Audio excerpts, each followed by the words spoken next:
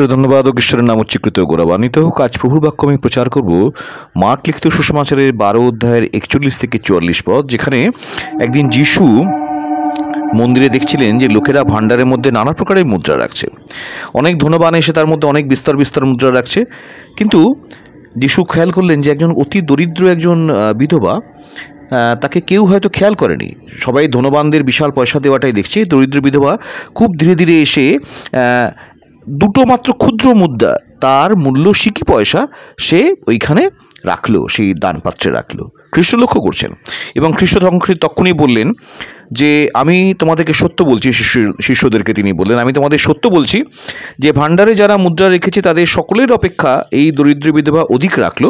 কেননা অন্য সকলে আপন আপন অতিরিক্ত ধন হতে কিছু কিছু রেখেছে, কিন্তু এ যদিও অনাটনে ভোগের নেই, অতি গরিব, কিন্তু যা কিছু ওর ছিল সমস্ত জীবনোপায় ও ঈশ্বরের জন্য দিয়েছে। এখান থেকে আমরা একটা বড় সুন্দর শিক্ষা পাই যে দান করার ক্ষেত্রে যদি আমরা আমাদের মন থেকে, আমাদের হৃদয় থেকে, আমাদের প্রাণ থেকে দান করি তো সেটা গ্রাহ্য হয়, পরিমাণটা বড় কথা নয়। ঈশ্বরের আশীর্বাদ করুক, ঈশ্বর ধন্যবাদ হোক, আমেন।